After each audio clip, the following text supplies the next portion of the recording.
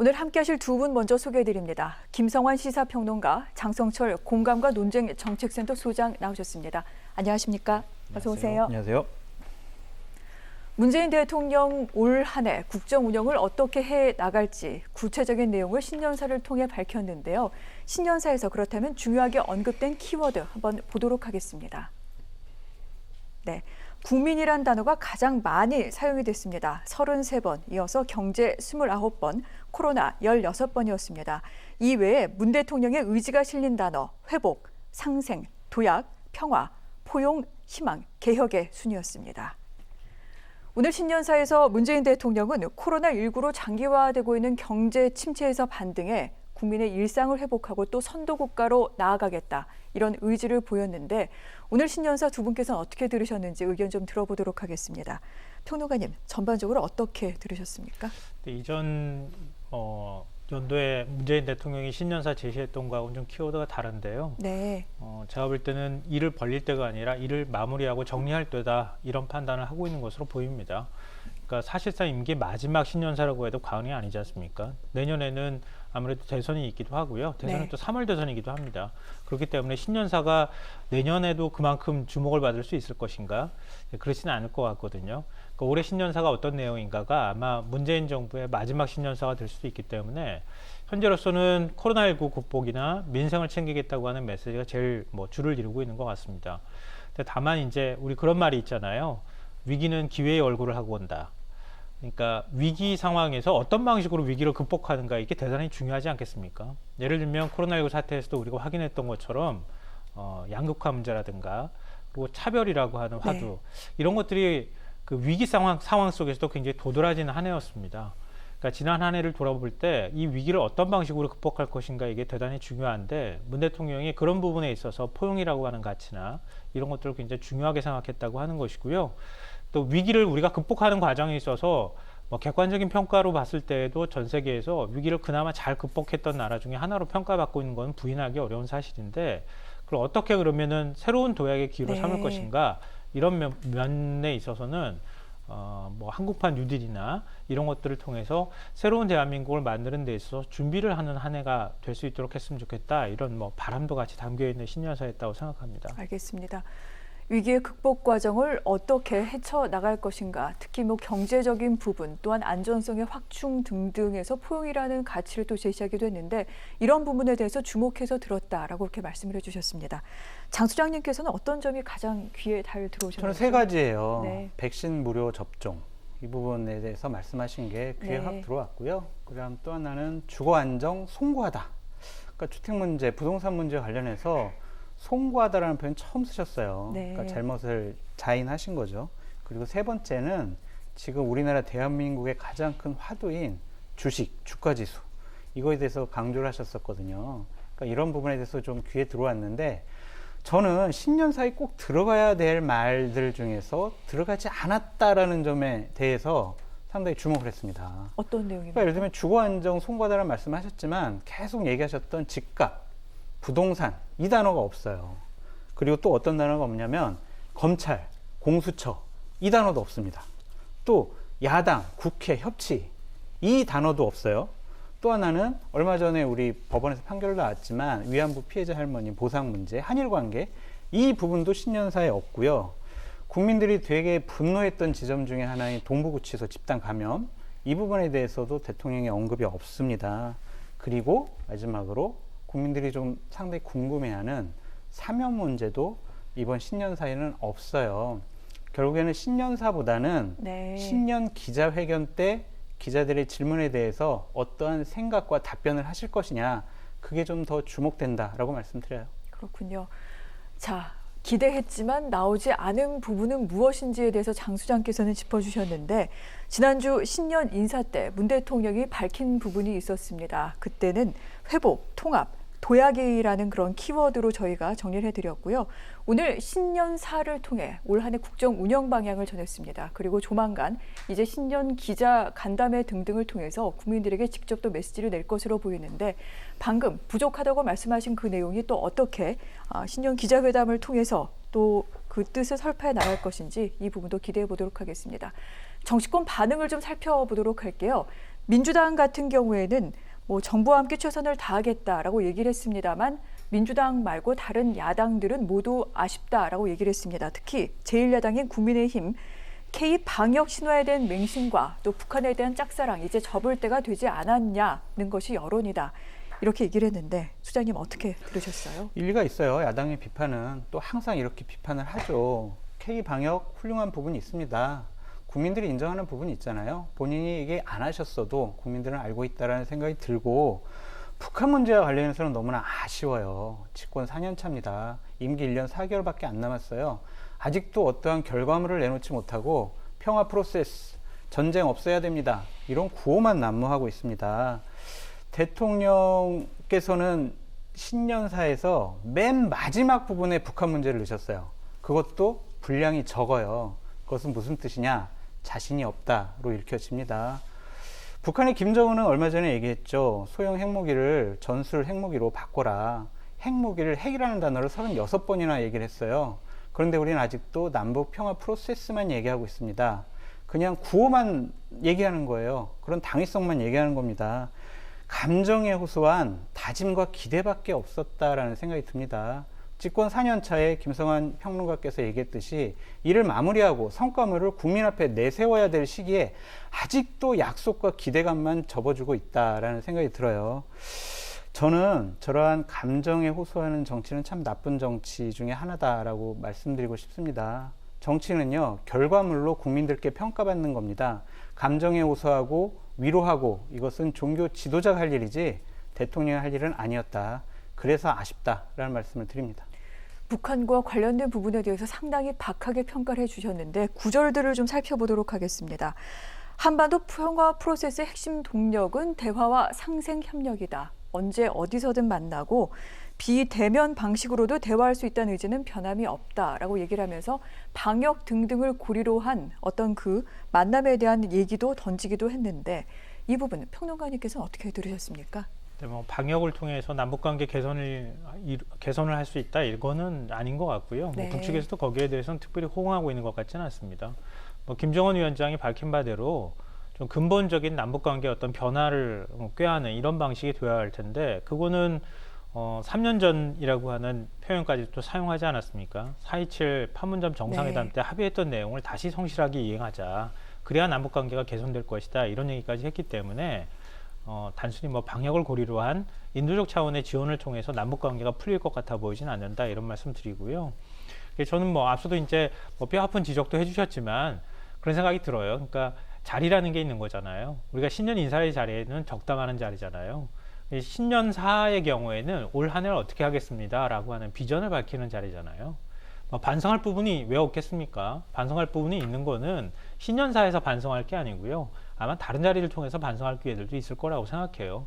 그러니까 신년사는 올 한 해 이렇게 하겠습니다라고 하는 국민께 일종의 대통령의 생각이나 국정운영 철학들을 밝히는 자리이기 때문에 그 큰 철학의 그 틀 안에서 바라보면 올 한 해는 이렇게 마무리하고 정리하겠습니다. 이런 네. 위기를 이렇게 극복하겠습니다.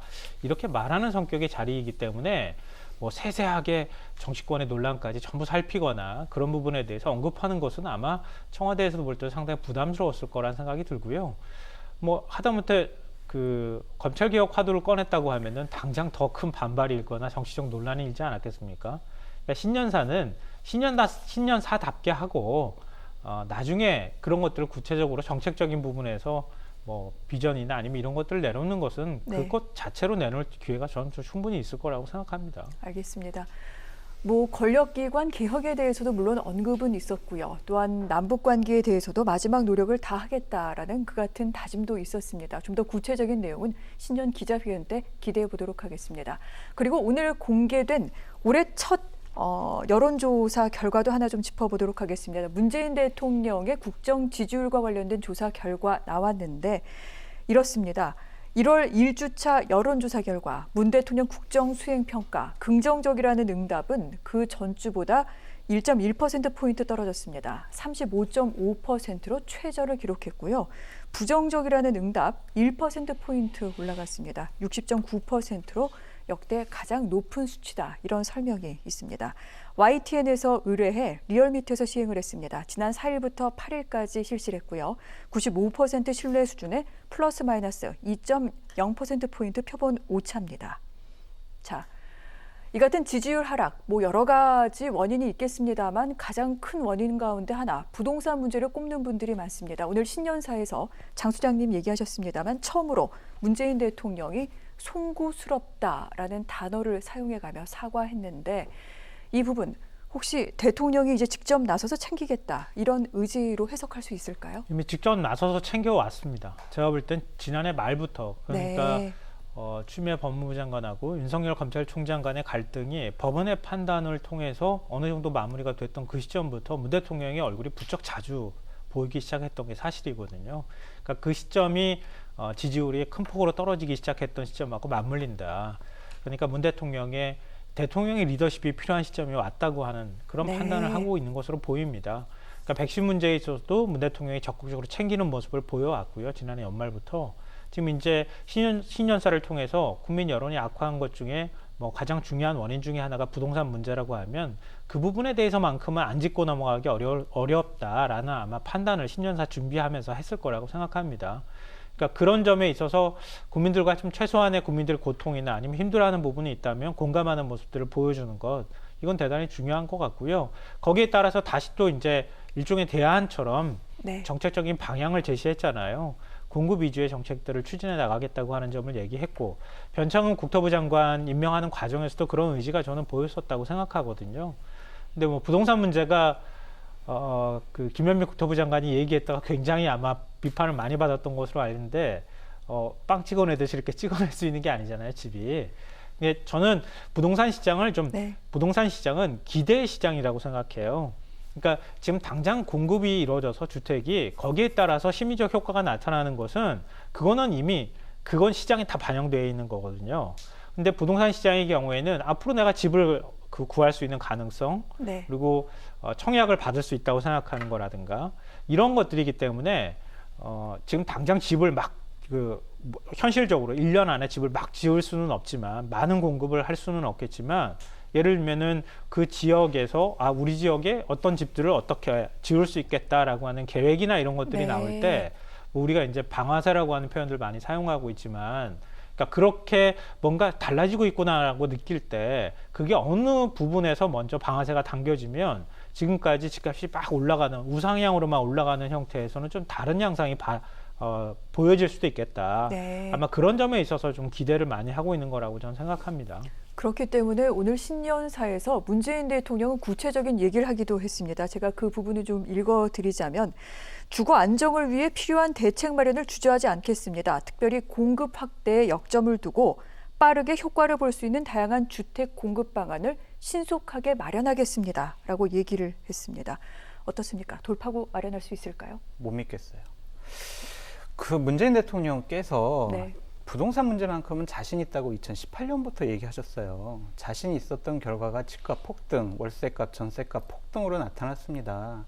대통령께서 이제 와서 공급을 확대하겠다라고 말씀하신 것 늦었어요. 진짜 그렇게 하시지 그랬어요. 전문가 야당이 계속 얘기했잖아요. 공급이 부족해서 집값이 올라가고 있습니다. 공급을 좀 확대하세요. 그랬는데도 불구하고 용적률 막아놨죠. 재건축 막아놨죠.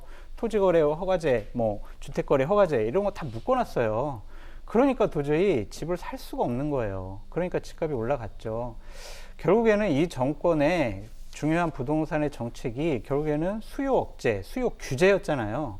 그것을 벗어나서 이제 공급을 확대하겠다라고 하는 것은 잘한 선택 같으신데, 네. 저는요, 제발 그 보유세는 높이되 거래세랑 양도소득세는 좀 낮췄으면 좋겠어요. 세금이 집을 팔고 싶어도 세금이 많이 나와서 못 파는 분들도 있잖아요. 그러니까 보유세는 높이고 좀 거래가 활발할 수 있도록 관련 세금은 좀 낮추는 그러한 제도적인 좀 변화, 그런 것도 좀 같이 했으면 좋겠다라는 생각이 듭니다. 네. 저는 부동산 정책에 대해서는 참 어느 정권이나 후한 평가를 받기가 어려웠다고 생각하거든요.